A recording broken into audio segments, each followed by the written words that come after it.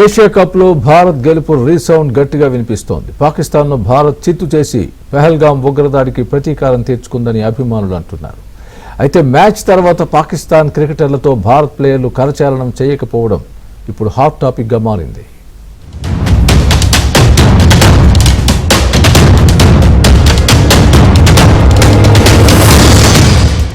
దేశమంతటా boycott demand గట్టిగా వినిపించిన వేళ చిరకాల ప్రత్యర్థి పాకిస్తాన్ టీమిండియా కోలుకోలేని దెబ్బ కొట్టింది.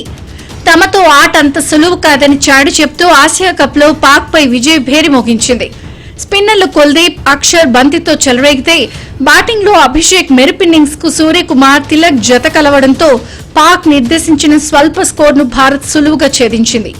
ఏషియా కప్ లో భారత్ గెలుపు రీసౌండ్ గట్టిగా వినిపిస్తోంది. పాకిస్తాన్ ను భారత్ చిత్తు చేసి పహల్గాం ఉగ్రదాడికి ప్రతీకారం తీర్చుకుందని అభిమానులు అంటున్నారు. అయితే మ్యాచ్ తర్వాత పాకిస్తాన్ క్రికెటర్లతో భారత్ ప్లేయర్లు కరచాలనం చేయకపోవడం ఇప్పుడు హాట్ టాపిక్ గా మారింది.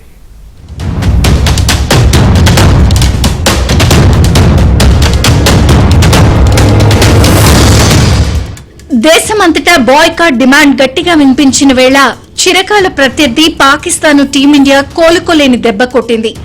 తమతో ఆట అంత సులువు కాదని చాటి చెప్తూ ఆసియా కప్ లో పాక్ పై విజయ భేరి మోగించింది.